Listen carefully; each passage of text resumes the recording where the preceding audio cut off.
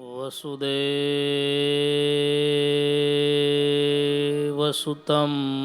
देव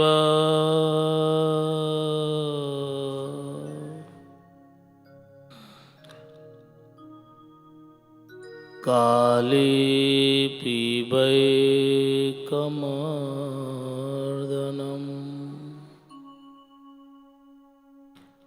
देवकी परमानन्दम् कृष्णं वन्दे जगद्गुरो।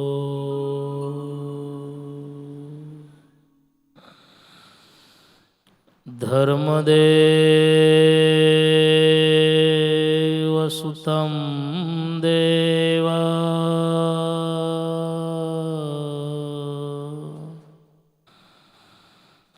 काली पीबैकमर्दनम् प्रेमवती परमानन्दम् हरिं वन्दे जगद्गुरो। हरिं वन्दे जगद्गुरो। बोलो स्वामीनारायण भगवाननी जय। श्री घनश्याम महाराजनी जय। श्री नारायण मुनि देवनी जय। सर्वावतारी परात्पर इष्टदेव भगवान स्वामीनारायण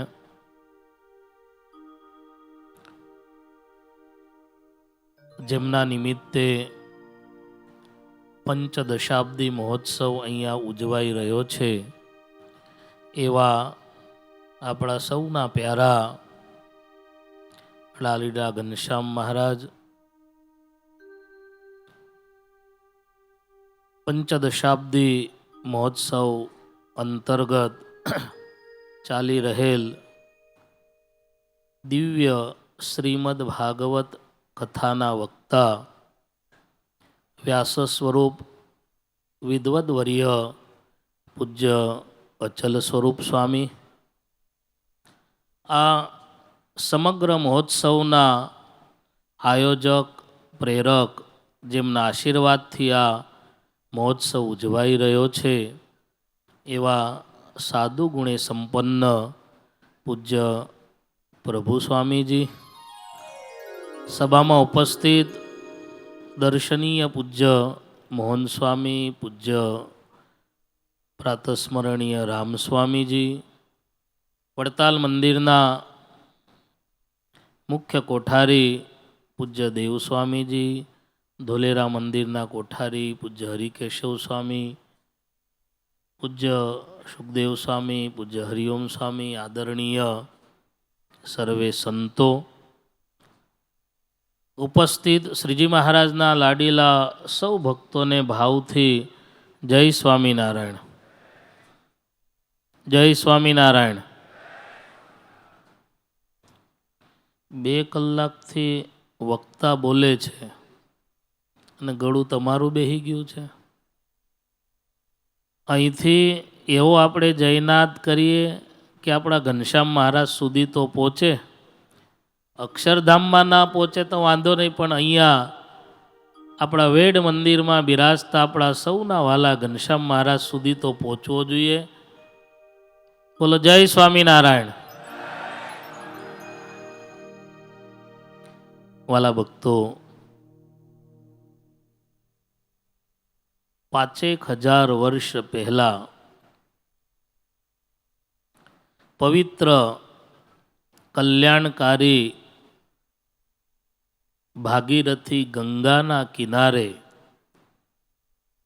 સુખદેવજી મહારાજે પરીક્ષિતજીને જે કથાનું શ્રવણ કરાયું એ જ ભાગીરથી ભાગવત રૂપી ગંગા પવિત્ર તાપી મૈયાના કિનારે આજે સુખદેવ જેવા એક વિરલ સંતના મુખે કહેતા અચલ સ્વામીના મુખે આપણે સાંભળી રહ્યા છીએ. વ્યાખ્યાનમાળાનો લગભગ 30 મિનિટનો ટાઈમ મને આપવામાં આવ્યો છે. ટૂંકમાં તમને ભાગવતજીની જ્યારે કથા ચાલી રહી છે ત્યારે સંક્ષેપમાં ભાગવતજીનો મહિમા બતાવીશ. ભગવાન સહજાનંદ સ્વામીના મતે સ્વામિનારાયણ ભગવાને ઘણા બધા શાસ્ત્રોનું, વેદ, ઉપનિષદ, પુરાણોનું અધ્યયન કર્યા પછી, મંથન કર્યા પછી 8 સત્શાસ્ત્રોને મુખ્ય કહ્યા અને એમાં પણ 8 સત્શાસ્ત્રોમાં સૌથી વધારે ભગવાન સહજાનંદ સ્વામીને પ્રિય કોઈ ગ્રંથ હોય તો એ શ્રીમદ ભાગવત ગ્રંથ છે. અને એનું તાદૃશ્ય આપણને દેખાય છે.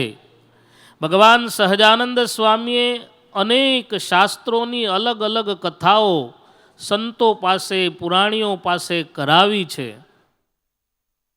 એ સ્કંદ પુરાણ હોય, નારદીય પુરાણ હોય, મહાભારત હોય, એની કથાઓ મહારાજે અલગ અલગ જગ્યાએ વાસુદેવ મહાત્મ્ય જેવા શાસ્ત્રની કથાઓ વંચાવી છે. પણ આ ભાગવત શાસ્ત્ર એવું છે, હમણાં જ સ્વામી અહીંયા વાત કરી, ભગવાન સહજાનંદ સ્વામીએ કન્ટિન્યુ 7 વખત, આપણે આ 7 દિવસ આ કથા કરવાની છે તો કેટલા સમય પહેલાં, કેટલા દિવસો, મહિનાઓ પહેલાંની તૈયારીઓ કરી હશે. આ સંતોએ, સ્વયંસેવકોએ કેટલી મહેનત કરી આ મંડપ ઊભો કર્યો. ફક્ત 7 દિવસ આપણે આ કથા કરવાની છે. ભગવાન સહજાનંદ સ્વામીએ આ શ્રીમદ ભાગવત ગ્રંથને કન્ટિન્યુ 7 વખત, 7મે દિવસે કથા પૂરી થાય અને 8મે દિવસે ફરી એ ભાગવતની કથાનો પ્રારંભ થાય, બીજી વખત પૂરી થાય એટલે ફરી 8મે દિવસે એ કથાનો પ્રારંભ થાય. એ રીતે 7 વખત સુધી આ ભાગવતજીનું શ્રવણ ભગવાન સહજાનંદ સ્વામીએ પોતે કર્યું છે. 8 સત્શાસ્ત્રોમાં ભગવાન સહજાનંદ સ્વામીએ સૌથી શ્રેષ્ઠ આ ભાગવત ગ્રંથને ગણાયો છે. શ્રીમદ ભાગવત શાસ્ત્ર એવું છે, હમણાં આપણે સાંભળી ગયા, ધન્યા ભાગવતી વાર્તા પ્રેત પીડા વિનાશિની. આ ભાગવત શાસ્ત્ર એવું છે, ભાગવતજીના મહાત્મ્યની અંદર એવું કહેવામાં આવ્યું છે કે શ્રીમદ ભાગવતજીમાંથી કોઈ એક શ્લોક પોતાના ઘરે દિવાલ ઉપર લખે, એક આખો શ્લોક ના લખી શકે, અર્ધો લખે, અર્ધો શ્લોક ના લખી શકે, ચતુર્થ પાદ કહેતા એક પાદ એનું લખે. ભગવાન એવું બતાવે છે કે જેના ઘરમાં શ્રીમદ ભાગવત ગ્રંથોનો એક પણ અક્ષર લખાયેલો હોય એ ઘરમાં કાયમને માટે ભગવાન કે હું વાસ કરીને રહું છું. કહેતા ભાગવત ગ્રંથ જેને ત્યાં છે, જેના દિવાલ ઉપર ઘરમાં ભાગવતજીનો શ્લોક લખાયેલો છે, એ ઘર ઘર નથી, એ ઘર મંદિર બની જાય છે. ભગવાનનો વાસ ક્યાં હોય છે? મંદિરમાં હોય છે. બીજી આ ભાગવતજીની વિશેષતા તમને બતાવું કે આ ભાગવત ગ્રંથની અંદર પાપ અને કર્મ એ બેય નષ્ટ કરવાની તાકાત છે.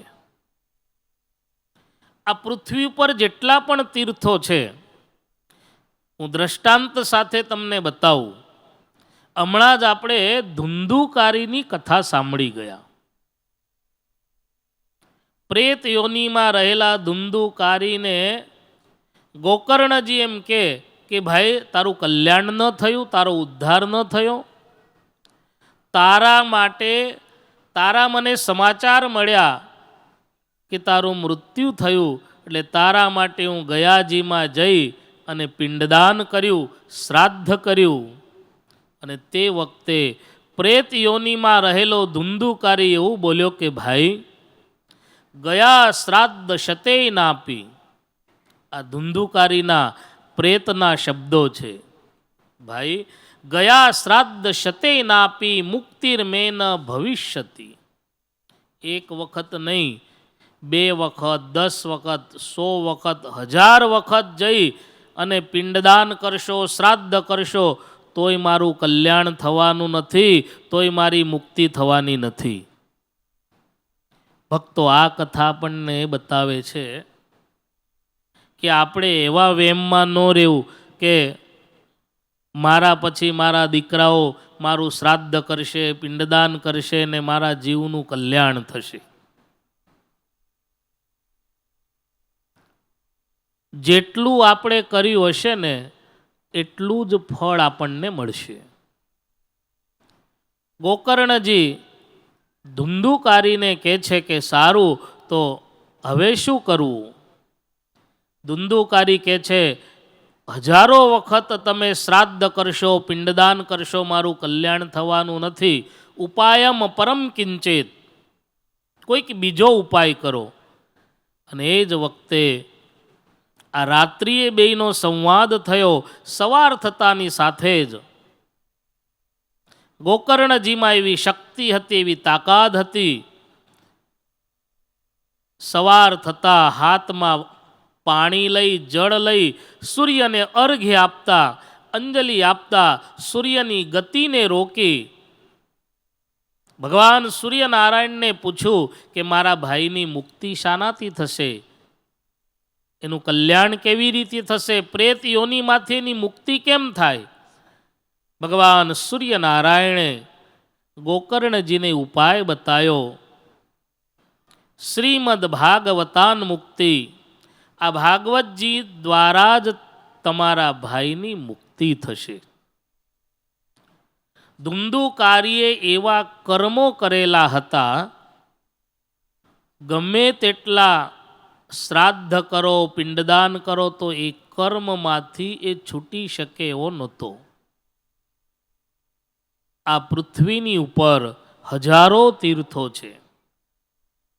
તીર્થયાત્રા કરવા માણસ જાય, એ હરિદ્વાર જાય, બદ્રીનારાયણ જાય, ગંગાસાગર જાય, દ્વારકા જાય.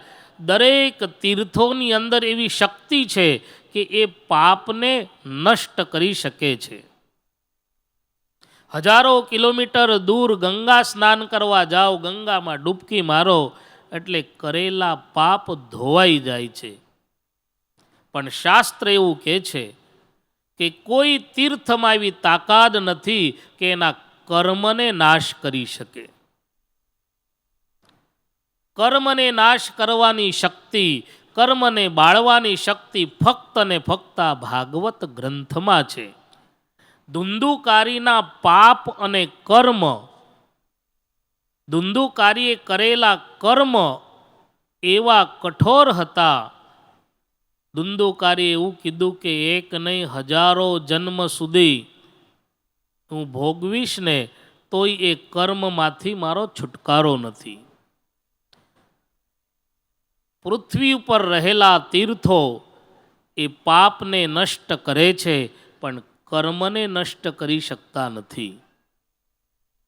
અને જો કર્મને નષ્ટ કરતા હોય તો દરેક તીર્થોમાં તમે જાઓ. સ્પષ્ટતા કરી દઉં કે કોઈ તીર્થોની આપણે ટીકા કરતા નથી, પણ કોઈ પણ તીર્થમાં તમે જાઓ, સૌથી વધારે ભિક્ષુકોની સંખ્યા, ભીખ માગનારાઓની સંખ્યા તીર્થોમાં હોય છે. મંદિરની બહાર તમે નીકળો એટલે બેય બાજુ, રસ્તાની બેય બાજુ હાથમાં ભિક્ષાપાત્ર લઈ અને ભિક્ષુકો બેઠા હોય છે. હાથમાં ભિક્ષાપાત્ર લેવું, ભીખ માગવું, એને કર્મના કારણે એને હાથમાં ભિક્ષાપાત્ર આવે છે. તીર્થમાં ગયા પછી પણ જો એ કર્મમાંથી મુક્ત થઈ શકતો ન હોય તો સમજવું કે તીર્થમાં કર્મને નાશ કરવાની શક્તિ નથી. તીર્થમાં જવાથી કર્મ નષ્ટ થઈ શકતું નથી.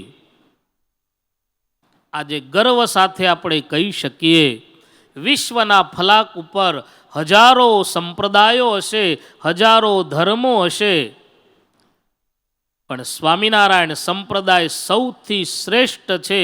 એનું કારણ તમને બતાવું. સ્વામિનારાયણનો સાધુ છું એનો અર્થ એવો નથી કે બીજા સંપ્રદાયો ગૌણ છે, બીજા ધર્મો ગૌણ છે. દરેક માટે દરેકના ધર્મ, દરેકના સંપ્રદાયો શ્રેષ્ઠ જ હોય છે, પણ સ્વામિનારાયણ સંપ્રદાયની શ્રેષ્ઠતા તમને બતાવું. હમણાં જ પૂજ્ય સુખદેવ સ્વામી અહીં હમણાં આશીર્વાદ આપીને ગયા. એને વાત કરી સ્વામિનારાયણ સંપ્રદાયનો સાધુ કેવો હોય. એ આ વ્યાસપીઠ ઉપર બેસી અને સંપ્રદાયના ગ્રંથો, સત્સંગી જીવન હોય, ભક્ત ચિંતામણી હોય, હરિલીલામૃત હોય, વચનામૃત જેવા મહાગ્રંથોની એ કથા તો કરે, પણ સાથે સાથે આ સ્વામિનારાયણ સંપ્રદાયનો સાધુ એ સનાતનીય સાધુ છે. એનું પ્રૂફ જોવું હોય તો જો આ અચલ સ્વામી ભાગવતની કથા કરે છે. આ સ્વામિનારાયણનો સાધુ એ રામાયણની કથા કરે, આ સ્વામિનારાયણનો સાધુ એ વાસુદેવ મહાત્મ્યની કથા કરે, સ્વામિનારાયણનો સાધુ એ મહાભારતની કથા કરે. આ સમાજને, આ દુનિયાને સાચા સનાતનીય અર્થ કોઈએ સમજાયો હોય તો સ્વામિનારાયણ ભગવાને સમજાયો છે.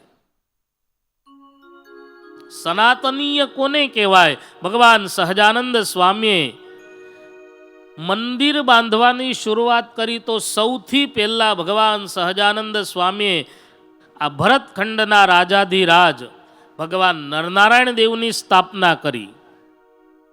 ભગવાન સહજાનંદ સ્વામીએ વડતાલમાં મંદિર કરી અને વૈકુંઠાધિપતિ ભગવાન લક્ષ્મીનારાયણ દેવની સ્થાપના કરી.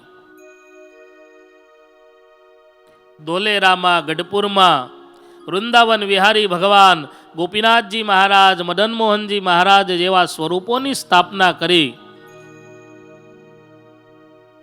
જૂનાગઢની અંદર ભગવાન સહજાનંદ સ્વામીએ કૈલાસપતિ ભગવાન સિદ્ધેશ્વર મહાદેવની સ્થાપના કરી.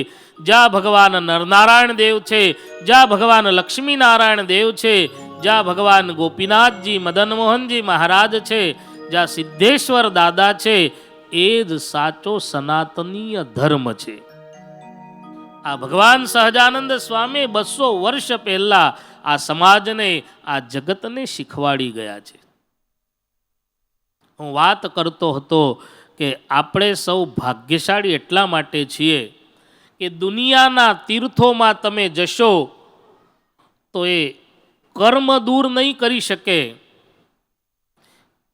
આવો સ્વામિનારાયણ સંપ્રદાયની અંદર ભગવાન સહજાનંદ સ્વામીએ પોતાના આશ્રિતોના પાપ તો દૂર કર્યા છે, સાથે સાથે કર્મો પણ મિટાવી દીધા છે. કહેતા કર્મ નાશ 2 જ જણ કરી શકે છે, એક તો ભાગવત ગ્રંથ અને સ્વામિનારાયણ સંપ્રદાય. આ 2 કર્મની ઉપર લાલ લીટો મારી શકે છે. આજે પણ તમે જાઓ, વડતાલ જાઓ, ગઢપુર જાઓ, ભુજ જાઓ, અમદાવાદ જાઓ, આપણા કોઈ પણ મંદિરમાં તમે જાઓ, ક્યારેય તમે ભિક્ષુકને જોયા છે? વડતાલની અંદર પૂર્ણિમાના દિવસે લાખો ભક્તોની ભીડ હોય છે, પણ કોઈ કટોરો લઈને દરવાજે બેઠો હોય આજ સુધી કોઈ દિવસે જોયું છે? કદાચ કોઈ એવો સંકલ્પ કરીને જાય, હાથમાં ભિક્ષાપાત્ર લઈ અને વડતાલની ભૂમિ ઉપર પગ મૂકે ને એવો સંકલ્પ કરે કે મારે અહીંયા બેસીને ભીખ માગવું છે. જેવો એ વડતાલની ધરતી ઉપર પગ મૂકશે, એ લક્ષ્મીનારાયણ દેવના દરવાજે જશે ને તો એના વિચારો ભૂસાઈ જશે, એનું કર્મ નષ્ટ થઈ જશે. એ ત્યાં વાટકો લઈને નહીં બેસી શકે. ભગવાન સહજાનંદ સ્વામીએ, આપણે સૌ જાણીએ છીએ, જે દિવસે આ ધર્મધુરા સ્વીકારી હતી એ જ દિવસે ભગવાન સહજાનંદ સ્વામી ગુરુ રામાનંદ સ્વામી પાસે એવું માગ્યું હતું. મારો આશ્રિત કહેતા ઉદ્ધવ સંપ્રદાયનો આશ્રિત થયા પછી એના પ્રારબ્ધમાં એના પ્રારબ્ધમાં કદાચ ભિક્ષા પાત્ર હશે તો એ અમારા પ્રારબ્ધે સુખીઓ થાય. એટલા માટે દુનિયાના તીર્થોમાં કદાચ કર્મને નાશ કરવાની શક્તિ નથી. હા, પાપ તમારું દૂર થઈ જાય. આ શરીરથી, આ દેહથી કદાચ કોઈ નાના મોટા પાપ થયેલા હોય એ તમે તીર્થયાત્રા કરો તો એમાંથી મુક્તિ મળી જાય. પણ જન્મ જન્માંતરથી જે કર્મનું પોટલું છે એ નાશ આ ભાગવત જેવા ગ્રંથનું શ્રવણ કરો. ગોકર્ણજી એટલા માટે જ ધુમધુકારીને આ ભાગવત ગ્રંથ સંભળાયો. એટલે ભાગવતજીમાં પાપ અને કર્મ એ બે નાશ કરવાની શક્તિ છે. આપણે સૌ ભાગશાળી છીએ. 7 દિવસ સુધી આ શ્રીમદ ભાગવત ગ્રંથની કથાનો દિવ્ય આપણને લાભ મળનાર છે. મહાત્મ્યની કથા આપણે આજે સાંભળી ગયા. શ્રીમદ ભાગવતની અંદર પ્રથમ સ્કંદથી આરંભી અને 12 સ્કંદ સુધી અનેક કથાઓનું વર્ણન આવશે. જેમાં ધ્રુવ ચરિત્ર આવશે, પ્રહલાદ ચરિત્ર આવશે. દશમ સ્કંદની અંદર ગોપીઓની દિવ્ય કથાઓ આવશે. વચનામૃતના મત પ્રમાણે જો વાત કરીએ તો ભગવાન સહજાનંદ સ્વામી કે ભાગવતની અંદર ઘણી બધી કથાઓ છે, પણ પંચમ સ્કંદમાં રહેલી ભરતજીની કથા જેવી ચમત્કારી છે એવી બીજી કોઈ કથા ચમત્કારી નથી. અને એટલા માટે જ ભગવાન સહજાનંદ સ્વામીએ પંચમ સ્કંદને યોગ શાસ્ત્રની ઉપમા આપી છે. શિક્ષાપત્રીમાં ભગવાન સહજાનંદ સ્વામીએ ક્રમશઃ દશમ અને પંચમ સ્કંદને ભક્તિ શાસ્ત્ર અને યોગ શાસ્ત્રની ઉપમા આપી છે. જ્યારે પંચમ સ્કંદની કથા અહીંથી પૂજ્ય સ્વામી આપણને સંભળાવશે ત્યારે ખબર પડશે કે ભગવાન સહજાનંદ સ્વામીએ આ કથાને ચમત્કારી કેમ કહી. ચમત્કાર તો આપણને ધ્રુવની કથામાં દેખાય. 5 વર્ષના બાળકને ભગવાન દર્શન આપે, ચમત્કાર નહીં. ચમત્કાર પ્રહલાદની કથામાં દેખાય. ભક્ત પ્રહલાદની રક્ષા માટે ભગવાન સ્તંભ ફાડી નૃસિંહ રૂપ ધારણ કરી ભક્ત પ્રહલાદની રક્ષા કરે એને ચમત્કાર ન કયો. ભગવાન સહજાનંદ સ્વામીએ ભરતજીની કથાને ચમત્કાર કયો છે. ભાગવતજીનો મહિમા જેટલો આપણે ગાઈએ, આ શાસ્ત્ર ખાસ કરી અને કલિયુગને માટે મુક્તિની આ ગર્જના કરે છે. જે દિવસે સુખદેવજી મહારાજે પરીક્ષિતજીને આ કથા શ્રવણ કરવાનો પ્રારંભ કર્યો, મહાત્મ્યની અંદર કહેવામાં આવ્યું કે દેવતાઓ અમૃતનો કુંભ લઈને આવ્યા. સુખદેવજી કહે છે કે આ અમૃત પીવું કે ન પીવું એ તો પરીક્ષિતે નક્કી કરવાનું. પરીક્ષિતજીને શુકાચાર્ય કહે છે કે રાજન, તું આ દેવતાઓ આવ્યા છે અમૃતનો કુંભ લઈને, 7 દિવસમાં શાપ છે કે 7મે દિવસે તક્ષક દંશથી તારું મૃત્યુ થશે, પણ આ અમૃત જો પાન કરી જઈશ તો તું અમર બની જઈશ. સુખદેવજીએ રાજા પરીક્ષિતજીને કહ્યું કે તારી આગળ 2 વાત છે. એક તો ભાગવત રૂપી અમૃત છે ને બીજું સ્વર્ગનું અમૃત છે. અને તે વખતે પરીક્ષિતે હાથ જોડ્યા, ગુરુદેવ, મારે સ્વર્ગનું અમૃત પાન કરી અને અમર બનવું નથી, મારે તો ભાગવત રૂપી ભગવાનના ચરિત્ર રૂપી અમૃતનું પાન કરી અને અભય બનવું છે. અભયત્વ વગરનું જે અમરત્વ છે એ દુઃખદાયી હોય છે. કદાચ હું સ્વર્ગનું અમૃત પી લઈશ તો અમર બની જઈશ, એનાથી મને ભગવાનની પ્રાપ્તિ નહીં થાય. અને અભયત્વ વગરનું જે અમરત્વ છે એ આજે પણ અશ્વત્થામાને જઈને કોઈ પૂછે કે અમર બનીને શું તે મેળવ્યું, આજે પણ અમર બની અને દુઃખી થઈ અને વિચરણ કરે છે. પોતાની જાતને આજે પણ એ ધુતકારે છે. અમર બનીને શું મેળવ્યું? પરીક્ષિતે હાથ જોડ્યા કે ગુરુદેવ, મારે અમર બનવું નથી, મારે અભય બનવું છે. કથારૂપી અમૃતથી ભલે 7મે દિવસે મારું મૃત્યુ થાય, પણ કથારૂપી અમૃત મારે પીવું છે. તે જ વખતે શુકાચાર્યએ દેવતાઓને કહ્યું કે તમારું અમૃત લઈને તમે પાછા જાઓ. આ ભાગવત એ તમારા માટે નથી. અને ભગવાન વેદવ્યાસની કલમે એવું લખ્યું, અભક્તાસ્તાશ્ચ વિજ્ઞાય ન દદૌ સ કથામૃતમ. તમે બધાએ દેવતાઓ કરતાં પણ શ્રેષ્ઠ છો. આ ભાગવત રૂપી કથા એ દેવતાઓને પણ મળતી નથી. અભક્તાસ્તાશ્ચ વિજ્ઞાય ન દદૌ સ કથામૃતમ. અભક્તો માટે આ કથા નથી. તમે સૌ ભાગશાળી છો. કલિયુગને માટે આ ભાગવત શાસ્ત્ર એટલું બધું શ્રેષ્ઠ બતાવવામાં આવ્યું છે. 7 દિવસમાં ધુંધુકારીનું કલ્યાણ થયું, 7 દિવસમાં પરીક્ષિતજીનું કલ્યાણ થયું. આ બધું સાંભળી અને બ્રહ્માજીને એમ થયું કે બધા જ ઋષિઓ જય જયકાર કરે છે. ધન્યા ભાગવતી વાર્તા પ્રેત પીડા વિનાશિની. આ વાક્યને સાંભળી અને બ્રહ્માજી ત્રાજવું લઈને આવ્યા. શ્રેષ્ઠ કયું શાસ્ત્ર છે એ જોવા માટે એક ત્રાજવામાં જેટલા પણ શાસ્ત્રો હતા, વેદ પુરાણ ઉપનિષદો, એ મૂકવામાં આવ્યા. અને બીજા પલ્લામાં શ્રીમદ ભાગવતજીને મૂકવામાં આવ્યું. તો બધા જ શાસ્ત્રો કરતાં ભાગવતજીનું વજન વધ્યું. અને બ્રહ્માજીએ સાઇન કરીને કહ્યું કે સર્વશાસ્ત્રોમાં ભાગવતજી સૌથી શ્રેષ્ઠ છે. અને એમાંય કલિયુગ માટે સત્યયુગ, ત્રેતાયુગ અને દ્વાપરયુગ, આ યુગો કરતાં કલિયુગ માટે સૌથી શ્રેષ્ઠ કલ્યાણનો કોઈ માર્ગ હોય તો એ ભગવત કથા શ્રવણ, ભાગવત શ્રવણથી આ મનુષ્યની 7 દિવસમાં મોક્ષ થાય છે, કલ્યાણ થાય છે. તો વાલા ભક્તો, આપણે સૌ ભાગશાળી છીએ.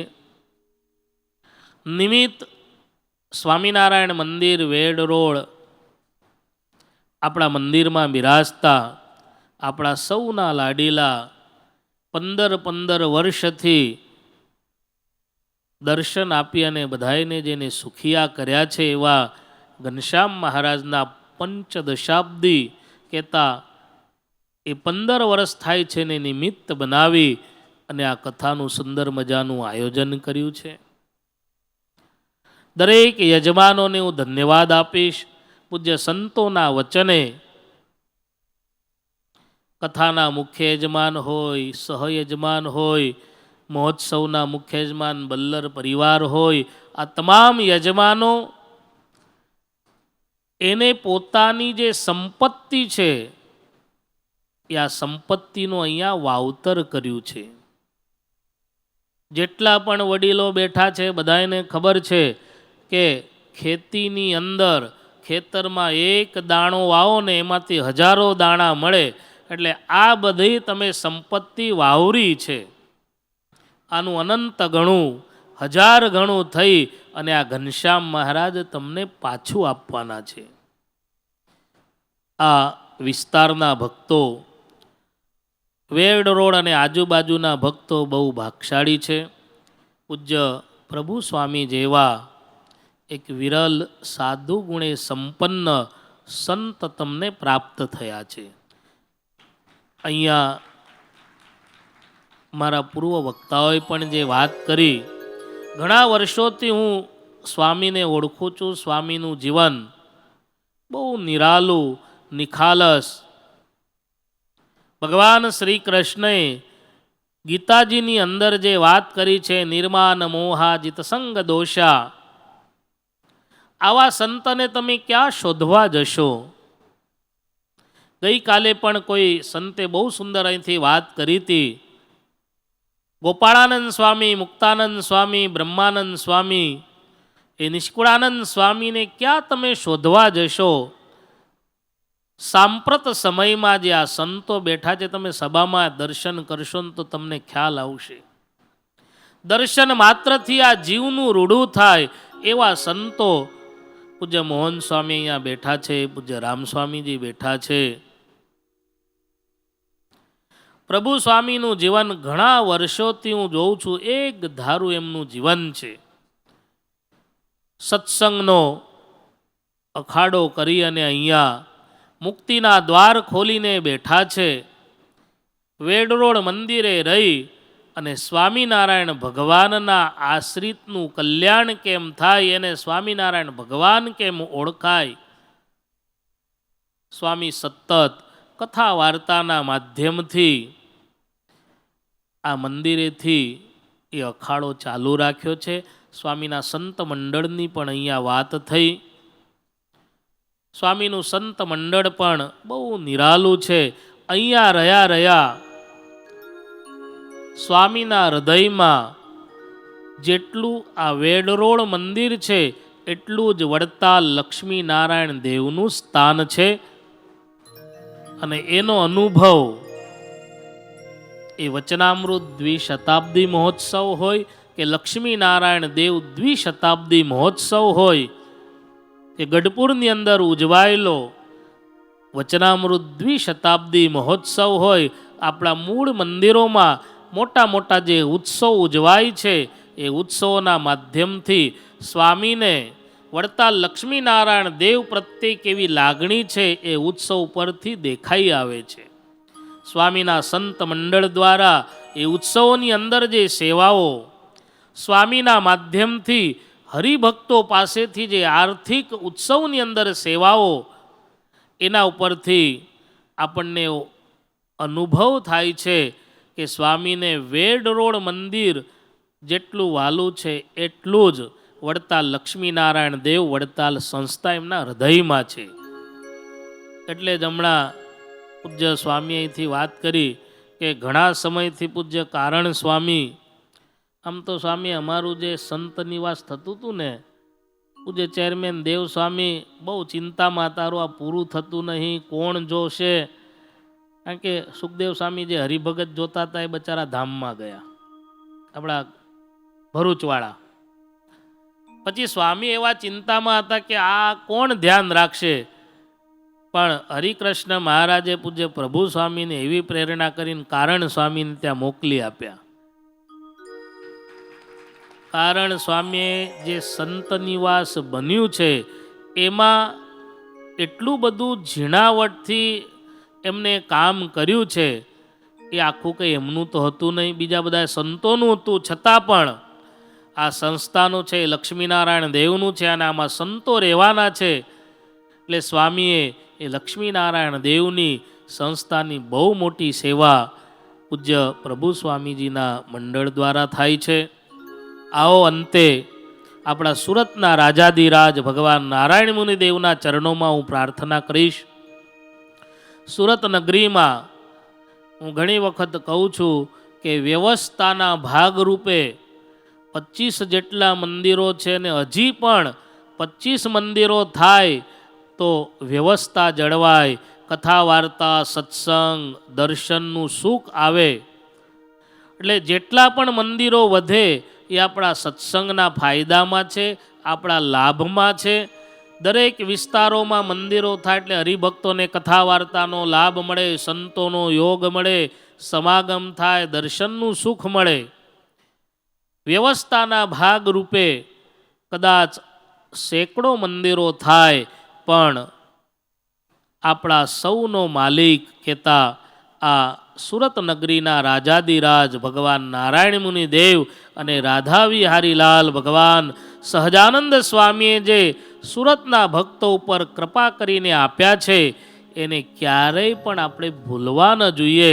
અને હું ચોક્કસ કહીશ કે સુરતના કોઈ પણ વિસ્તારમાં એ ભક્તો રહેતા હોય, એ કલાકુંજ વિસ્તારમાં રહેતા હોય, રુસ્તમબાગ વિસ્તારમાં રહેતા હોય ક્યાંય વેડ ડભોલી ગમે તે વિસ્તારમાં રહેતા હોય, પણ એ ભક્તોને એટલી જ આસ્થા, એટલી જ શ્રદ્ધા આજે પણ નારાયણ મુનિ દેવમાં છે. એ મને અનુભવ છે. હું એ છેલ્લા 6-7 વર્ષથી હું અનુભવું છું. નોમ હોય, 11 હોય, પૂનમ હોય, એકાદશી હોય, રવિવારનો દિવસ હોય, તો તમામ ભક્તો ક્યારેય પણ નારાયણ મુનિ દેવને ભૂલતા નથી.